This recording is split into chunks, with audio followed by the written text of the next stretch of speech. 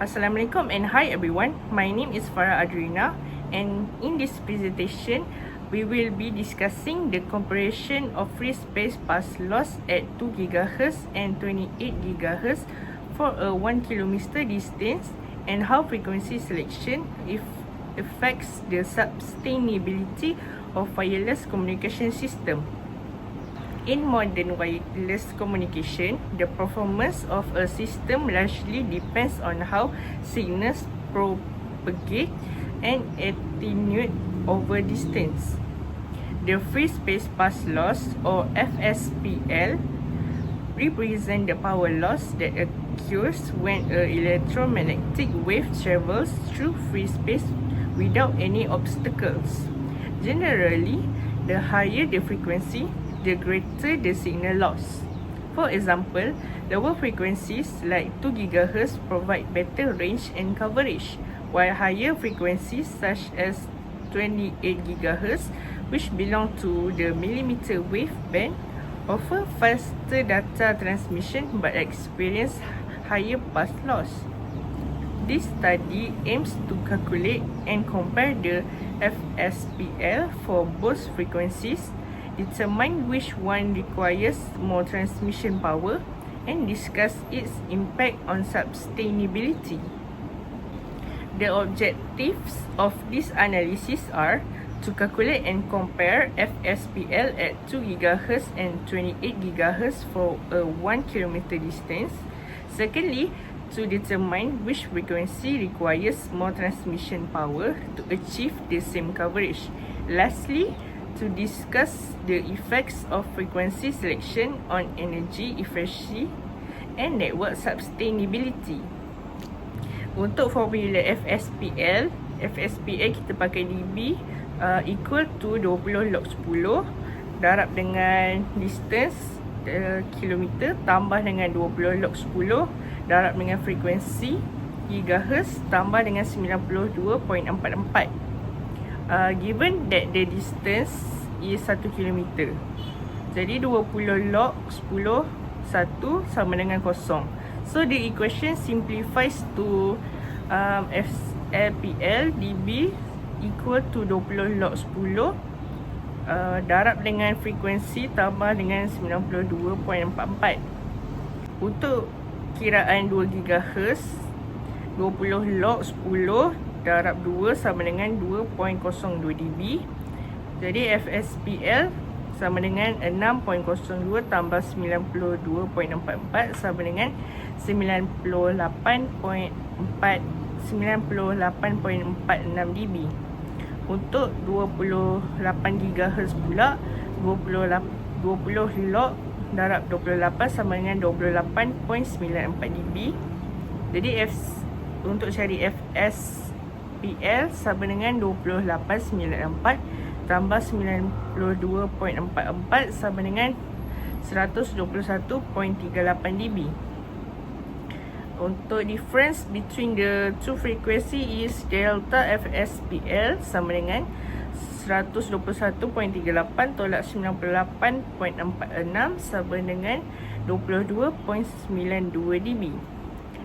This means that 28 GHz has around 23 dB higher path loss than 2 GHz over the same distance. Because of this higher loss, the 28 GHz system requires either higher transmit power or advanced technique like high gain antennas or beamforming to maintain the same coverage as 2 GHz. However, increasing transmit power directly raises energy consumption, which is not sustainable in the long run. Let's discuss sustainability. From an energy perspective, a 23 dB higher path loss means more transmission power is needed, leading to higher energy usage and a larger carbon footprint. To overcome this, millimeter wave system use beamforming, power control and AI-based energy management to improve efficiency. In terms of deployment, higher frequency often require small densification, more base stations to cover smaller areas. This improves capacity but increases power demand and cooling needs. However, when used efficiently, 28 GHz offers higher data rates, meaning energy can be used more effectively per bit transmit, making it proportionally more sustainable if optimized. Next, let's look at the net sustainability outlook.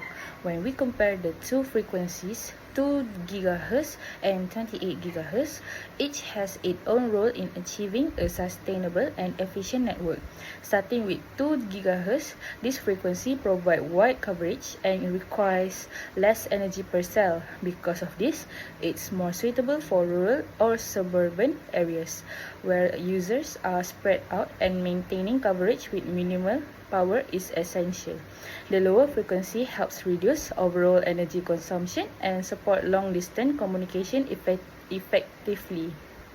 On the other hand, 28 GHz operate at a much higher frequency, which means it can deliver very high data rates and faster speed. However, its range is much shorter, and it consumes more power to maintain stable connection.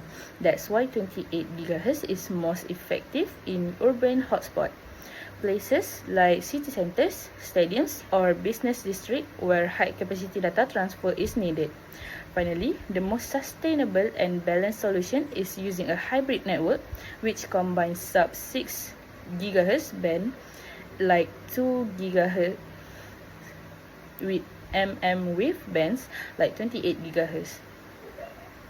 This hybrid approach allows us to maximize both coverage and performance, ensuring the network remains energy efficient, scalable, and environmentally sustainable. In summary, wide area frequency supports sustainability through low energy usage, while higher frequency bands enhance user experience in dense environment together, creating a more balanced and future-proof network.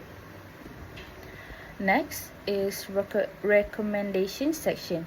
To build a more efficient and sustainable network, we propose a few key strategies. First, we suggest implementing a hybrid network. This means using 2 GHz for wide coverage, especially in rural and suburban areas, and 28 GHz for high-demand urban zone, where data traffic is more concentrated. By combining both frequency, we can balance between coverage and capacity effectively. Second, we recommend applying energy efficient beamforming. This technique allows the system to focus energy only where it's needed, instead of transmitting power in all directions. As a result, it reduces unnecessary energy waste and improves signal strength for active users. Third, integrating AI power management is also essential. Through AI-based sleep modes and dynamic load balancing, base stations can automatically adjust their power usage, turning off or reducing activity during low traffic periods. This greatly improves energy efficiency across the network. And lastly, it's important to measure sustainability as part of network planning. This can be done by tracking indicators such as CO2 emissions per gigabyte of data and energy consumption per bit, joules per bit. These measurements help monitor how green and efficient the network truly is. Next is limitation. First, the free space path loss (FSPL) model assumes an ideal free space condition, meaning there are no obstacle, reflection, or weather effects. In reality, this is rarely the case, especially in outdoor environment. Second, in real-world conditions, signals experience additional losses caused by buildings, rain, trees, and other environmental factors. This obstacle can weaken or scatter the signal, reducing the overall performance compared to the theoretical model. And lastly, wave millimeter wave frequency like 28 GHz are especially sensitive to blockage. They require a clear line of sight between the transmitter and receiver to maintain a strong and stable connection. Even small obstacles such as walls, foliage, or heavy rain can significantly reduce signal strength. So while FSPL gives us a good baseline for comparison, we must always remember that real-world performance is affected by many additional factors. As we can see in this slide, for example 1, to understand how transmit power difference between frequencies. If we assume the transmit power at 2 GHz is PTX 2 GHz, then for 28 GHz, the required transmit power would be P minus TX 28 GHz equals to P minus TX 2 GHz plus 22.9 dB. This means that to achieve the same coverage distance, the 28 GHz signal will need approximately 22.9 decibels more power compared to 2 GHz. To put it simply, that about 200 times more power unless we compensate using antenna gain or other advanced techniques like beamforming. So this example shows why higher frequency like 28 GHz can be more energy intensive. They provide faster data rates, but they require much more power to reach the same distance as lower frequency bands such as 2 GHz. That's why optimizing power and combining both frequency ranges is so important for a sustainable and efficient network design. To conclude our presentation, let's summarize the key findings. First, at a distance of 1 km, the 28 GHz frequency experienced about 22.9 dB higher free space path loss compared to 2 GHz. This means it naturally loses more signal power over the same distance. Because of this, higher power or more advanced antenna systems such as beamforming arrays are needed to maintain similar coverage. In addition, higher frequency generally require more infrastructure and energy, since the shorter range means more base stations are needed to provide continuous coverage. However, with the use of beamforming technology and hybrid network design, combining both low frequency and high frequency bands, 28 GHz can still be made efficient and sustainable. In short, while 2 GHz is better for wide area coverage, 28 GHz offer higher performance in dense environments, and the combination of both creates the most balanced and eco-friendly network solution. That's all from us. Thank you.